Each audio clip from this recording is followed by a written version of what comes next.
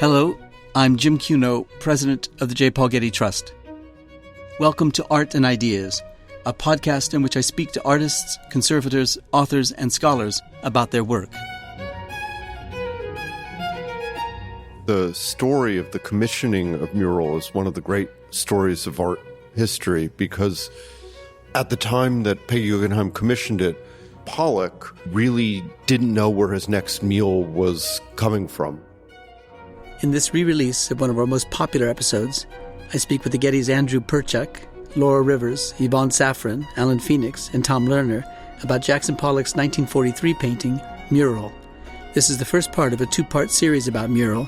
This episode was first released in August 2017.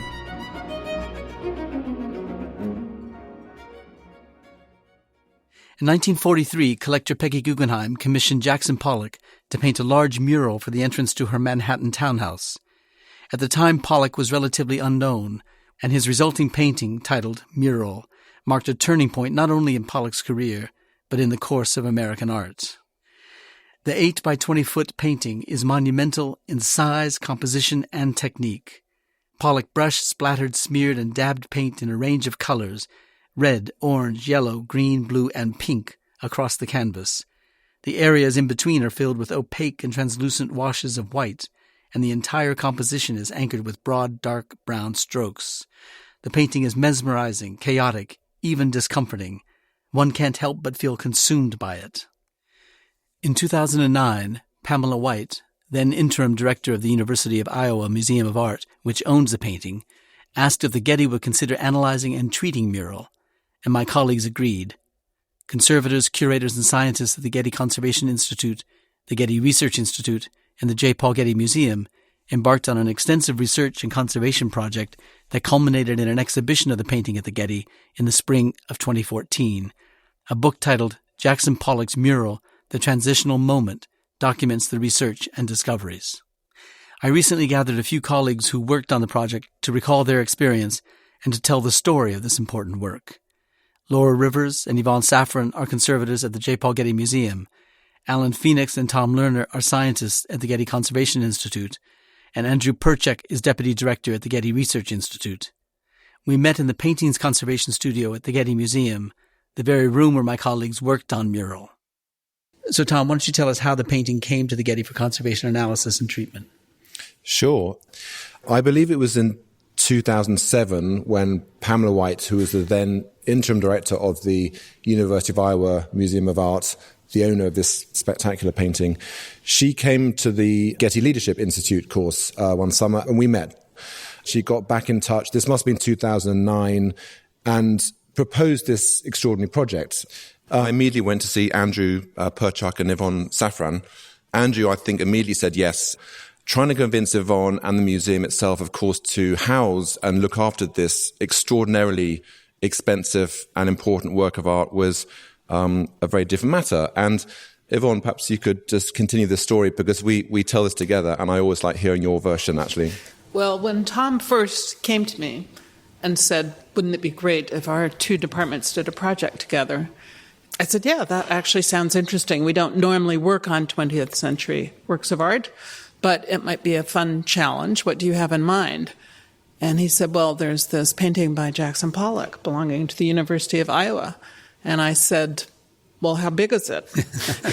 And when he told me that it's 8 feet by 20 feet, I said, I don't think so, because we had just finished actually a collaborative project with the museum in Schwerin on 2 very large paintings by Udry.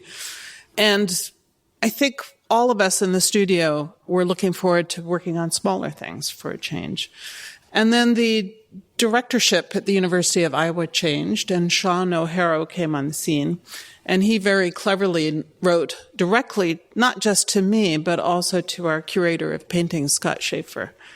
And Scott Schaefer came to me and said, we have to do this. This is incredible. And I think I said something like, why? And he said, if the Getty doesn't take this on, what is going to happen to the painting? And that's when it really made sense to me that this was the perfect project to come to the Getty with all the resources here.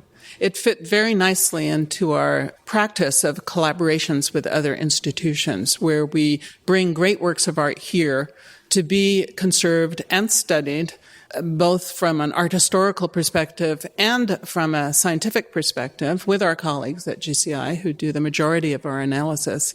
Sometimes we'll bring visiting conservators to help us with those projects, but in this case, the University of Iowa does not have a conservation department. So it was that kind of a project where we did the work in consultation with staff at the University of Iowa, but the work itself was done here at the Getty by the Getty. Yeah. Tom, maybe I could ask you this question. For a long time, conservators have been working on paintings, but more recently they've been working together with conservation scientists and with art historians to develop an integrated approach with a conservator, a scientist, and an art historian. Sometimes this is called technical art history. So maybe you and then maybe Andrew can tell us about the advent of conservation science and its application to the art historical analysis of works of art. I'll give it my best shot. And it's really hard actually to define when conservation science or technical history really begins. But probably actually going back to the early 19th century, maybe even further back, people were looking at works of art, archaeological finds with scientific tools. Most of the sort of larger established science departments in museums, these developed in the sort of mid-20th century and were often set up actually to answer very sort of important questions about conservation. Something's changed recently, and I'm not exactly sure what it is actually, because I think conservators in particular have been working with scientists for quite a long time. And maybe it's become much more integrated now. Maybe something has happened where, perhaps more on the art historical side, where the place of scientific analysis has become much more central. And it feels more than just a few individual art historians or curators who understand that understanding materiality and how things are made is interesting. I mean, Andrew, do you feel something's changed dramatically, or has this been a sort of gradual increase in interest? Well, I think certainly when I was young, there was a much more theoretical bent to art history.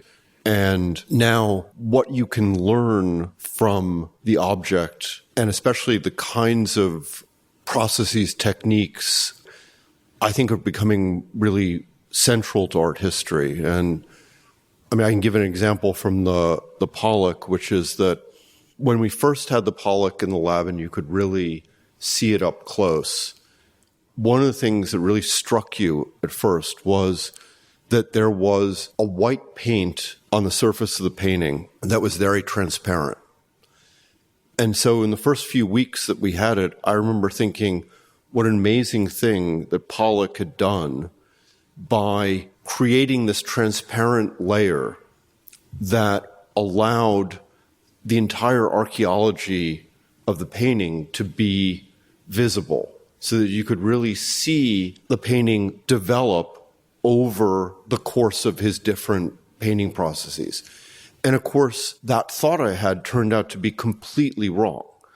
100% in talking to Alan and Tom and Laura and Yvonne, it turns out that that was the one house paint that Pollock used with all of these very high quality oils, the one house paint. And that house paint, being a cheap commercial paint from the 1940s, had separated, making it really transparent. But in actuality, as you guys explained to me, the paint originally would have been like a latex house paint today. So none of that archaeology would have been visible. It certainly shows how working together among conservators and art historians can really change your interpretation. Yeah, Tom. Just to add one more thing, hearing you talk, Andrew, I think what's really happened in the last 5 or 10 years has been the sort of sophistication, the sort of level of the conversation has been raised up so much higher.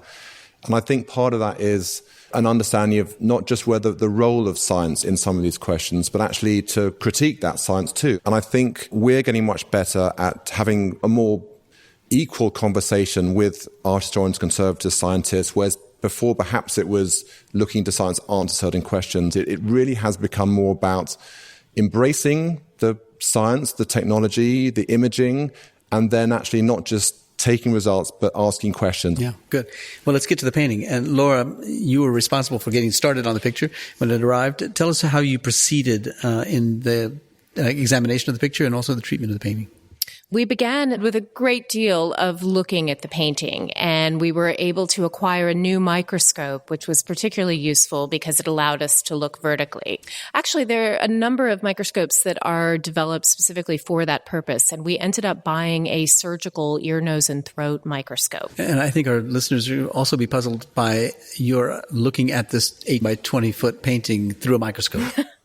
That's really one of the incredible things about looking at paintings, is that there's much to be learned from the larger scale, but the true hidden world of a painting is actually to be discovered on a micro scale. And over the course of working on a painting and working on a surface, you come to know every single piece of that painting, every passage, every swirl of paint. And that's a process that really begins in looking and with the microscope. We were also able to do an X-ray of this painting, and that was actually a very difficult process. We have 3 X-ray rooms on site at the Getty Center and at the Villa total, and we ended up having to hire an outside contractor because the painting simply didn't quite fit properly in any of our X-ray rooms. What would an X-ray tell you?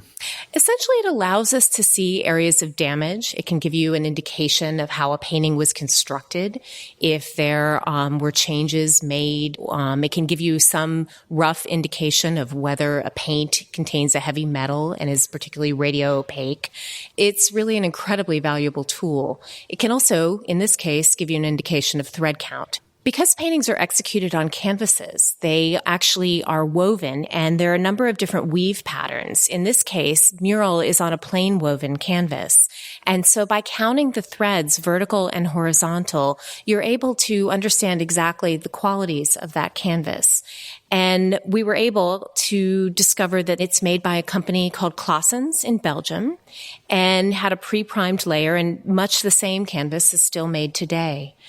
We were also, in collaboration with colleagues, able to determine that the canvas had a particular thread count and was part of a larger roll, and ultimately to determine that Pasiphae, the painting in the Metropolitan Museum of Art, also by Pollock, that Pasiphae was actually a remnant from the larger roll of canvas. Yeah. So you were also interested in the original circumstances of its installation, that is the lobby of Peggy Guggenheim's townhouse in New York City. And that turned out to be an interesting story, not only helping us understand the picture and how the picture was seen when it was first installed, but because of the particular location of it. So as I understand it, in the 1970s, Angelica Rudenstein, who's a notable art historian, at the time she was a research curator at the Guggenheim Museum in the 70s, working on that collection. But in 2002, she was at the Mellon Foundation as program officer, and the foundation had acquired at that time brownstones on East 61st Street in New York City. And in one of those brownstones, or the townhouses, Peggy Guggenheim had lived. And it's for that townhouse that she commissioned the painting Mural from Pollock. So she, knowing all of that before the renovation to the townhouses by the Mellon Foundation, she documented the circumstances of the architecture. Tell us about that. Exactly. In one of the historical photographs, you're able to see Peggy Guggenheim and Jackson Pollock in a portrait done in front of the painting. And at the base and at the top, there are small portions of what some people have at various times assumed was a frame. But in reality, what Angelica was able to prove is that that's actually molding that belonged in the house and carried throughout the upper levels of the house. Yeah. That also helped you understand the conditions in which the painting was seen, because now you knew where the wall was relative to a raking light from a window by the front door. Exactly. And it really gave us a great sense of what the experience of seeing the painting would have been, because it would have been in relatively low light. Although there was electric lighting in the space, it wasn't very often used. And you would have walked past Mural as you walked to the elevator at the back of the building. The story of the commissioning of Mural is one of the great stories of art history, because at the time that Peggy Guggenheim commissioned it, she had broken up with and was subsequently to divorce Max Ernst, who was her husband, the great surrealist artist, and was in a relationship with an Englishman named Kenneth McPherson. And they took the top 2 floors of this East 61st Street townhouse. One of the features of the building was there was this long entry hall, which is where mural was designed for. And it was a narrow entry hall. A narrow, long entry But how many hall. feet from the wall to wall? It was 13 feet from wall to wall. Yeah. So you could stand 10 or so feet back from the picture. Could you take in the entire expanse of the picture by standing in front of it? I think it would have entirely filled your visual field. And one of the things we did when the painting first arrived, in order to understand what it would have been like to see it in that space, was essentially to mark out in the studio. And it really would have filled your visible field. And by your studio, visual you're field. saying the conservation studio? Yes, the Yeah, conservation really. studio. So you would effectively had a kind of model for looking at the picture as it would have been exhibited initially in the lobby. Let's get back to the commission for the painting, because it got an extraordinary history that involves an extraordinary array of extremely important people. Andrew's already mentioned, of course, Peggy Guggenheim. But there was in May of 1943 an exhibition at Peggy Guggenheim's gallery called A Salon for Young Artists. And it was at the gallery that she called Art of the Century. And the jury for the gallery included Mondrian, hard to believe, Duchamp, Guggenheim herself, and a few others. And reportedly, it was Mondrian who convinced Peggy Guggenheim of the importance of Pollock's painting in that exhibition called Stenographic Figure of 1942. What moment in the career of Pollock? He was working at the time as a guard at the Museum of the Abstract Object. Museum of Non-Objective Art, yeah. which later was to become the Guggenheim. Yeah. And he was living very poorly down in the village. He had shown his work around a little bit, but was absolutely not the artist that we think of today. I mean, he was truly a struggling artist. He had just come off of working on the WPA, where he was not in the mural section. He was one of the artists paid on the easel section of the WPA. And he really didn't know where his next meal was coming from. I mean, he, as you said, was working as a guard, and it was the most improbable thing imaginable for him to be given by Peggy Guggenheim an annual stipend, which was really... It was $150 a month. Which was... And there's a lot of money then. Was quite a bit of money. It allowed him to leave his job and to begin painting the thing. Because shortly thereafter, he got a contract in July of 1943. So just 2 months later, he got this commission to paint the mural for her townhouse. That was also astonishing. And the story behind that is, just to continue with it, she's living in this townhouse. The entryway is very important because it's the only way to the elevator that takes you up to the apartment. There's no stairs. There's no other way but this elevator to get upstairs. So her and Kenneth McPherson are going back and forth, and she says that she is shocked by Kenneth's ostentatious ideas for how he wanted to decorate this entryway. And so she finally convinces him to commission Pollock to paint Mural for the entryway. And 70 years later, it's kind of amazing that commissioning an artist to paint an 8 by 20 foot mural for the entryway of your rented flat is not ostentatious. But Right. Well, Duchamp is credited with convincing Peggy Guggenheim that she should let Pollock paint it on a canvas, the canvas that Laura described, so that it could be taken down, stretched, removed from it should she leave this residence, right? That's right. In fact, it was stretched and primed and painted mostly, if not exclusively, in Pollock's studio. By that time, he and Lee Krasner have gotten together, and in order to stretch Mural, they have to take the wall down in Pollock's apartment between the living room and the bedroom. And they do this in the middle of the night because, of course, they don't want to get evicted for tearing down a wall in their rental apartment. There's one amazing photograph of Pollock standing with his shadow on the stretched canvas, which fills the apartment pretty much from floor to ceiling. And it is both important in a logistical sense that Peggy Guggenheim was only in New York because of the war, having left her beloved Europe for the United States because World War II broke out. Duchamp knew that she was going to move back to Europe as soon as the war ended and convinced her to have the painting painted on canvas.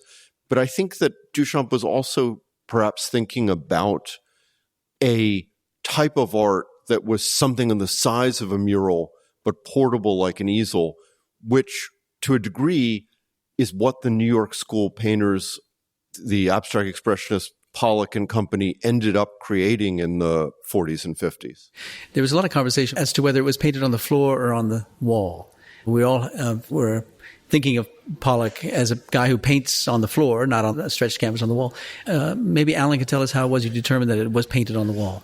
Yes, I think there are two things that point to it being painted upright in the vertical position. One is just the simple geography of the studio. It simply wouldn't have been possible to lay the painting on the floor and for him because to be able to move around. Because you knew the floor plan of the studio, you knew the size of the studio, you could make that determination? Roughly, yes. And with an 8-foot by 20-foot painting laid flat horizontally on the floor, there simply wouldn't have been the space around it for him to get access to it.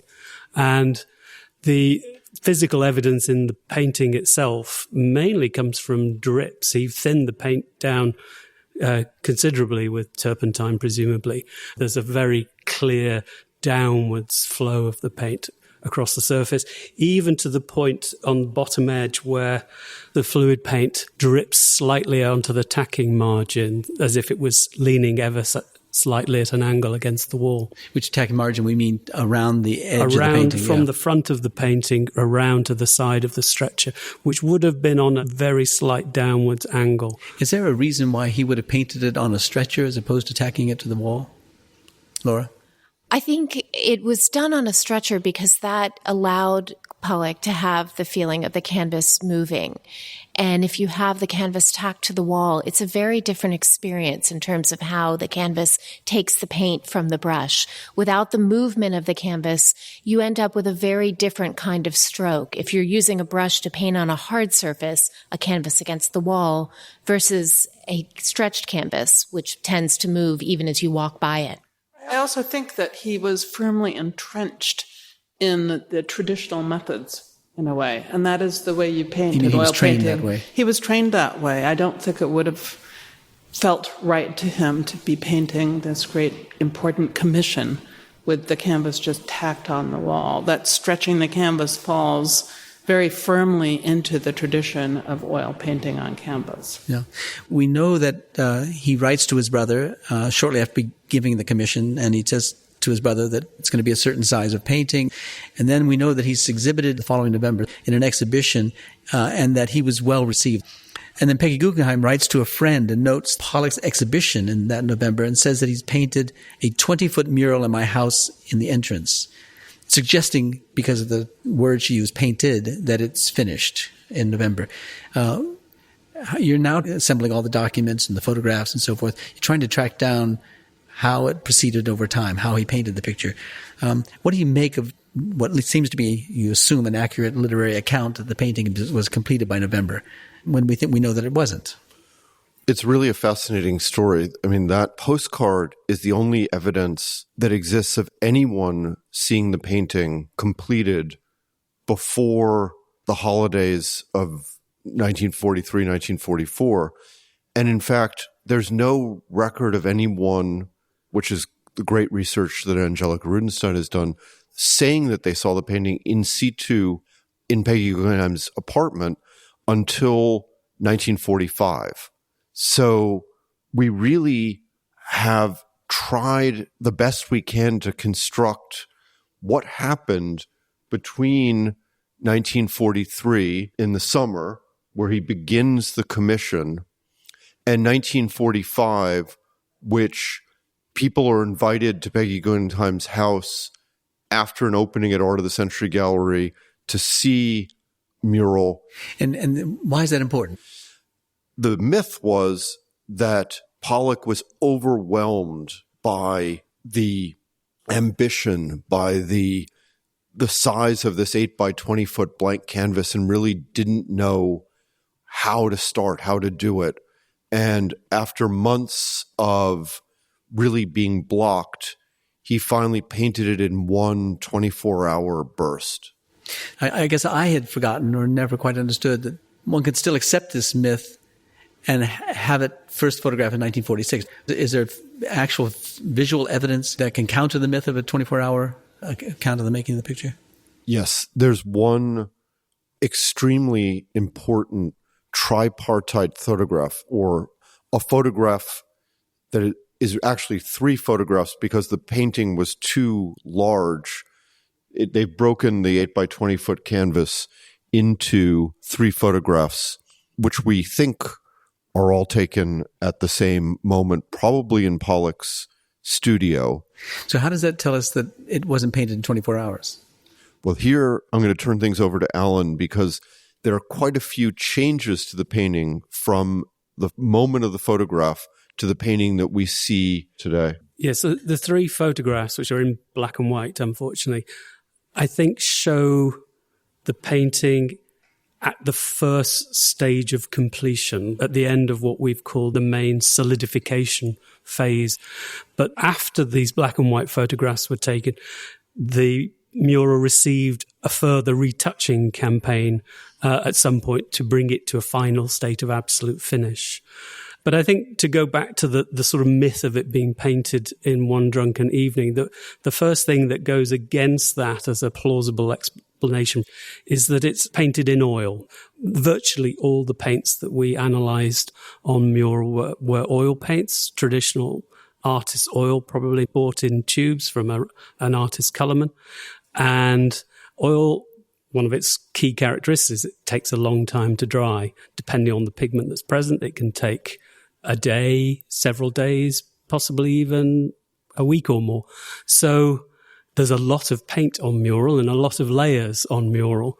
And just in terms of the speed of drying, it wouldn't have been conceivable to put all those separate multiple layers on in such a short period of time without there being much more intermingling of one layer with the ones that have already been put on. But there's another story to this, and that has to do with the life after Peggy Guggenheim returns to Venice, and the painting then leaves her lobby or townhouse and goes elsewhere. Tell us that story. Well, I think she knows she's going to be leaving New York, which is one of the reasons the painting is taken down from the townhouse and shipped to the Museum of Modern Art, where it's shown in this important exhibition of large-scale painting. She then, soon after that, moves to Venice and offers the painting to Yale University, which was the most prominent art school in the United States at that time. And Yale agrees to take it, but seems extremely unenthusiastic about it. They keep it mostly rolled up in a storeroom and not on view for nearly 2 years, which angers Peggy tremendously. And she finally ends up meeting an art professor from the University of Iowa who essentially says to her, I can't believe Yale is keeping this masterpiece rolled up and out of view, and we would be extremely happy to have it. So Peggy writes to Yale and says, if you're not going to show this painting, treat it respectfully, then I'm going to give it to the University of Iowa. She ends up giving it to the University of Iowa, where it's hung very high on the wall in the painting studio where painting instruction is taught. And you can see some fabulous photographs of students with very small easels working on small figurative paintings with the giant abstract murals sort of looming over them.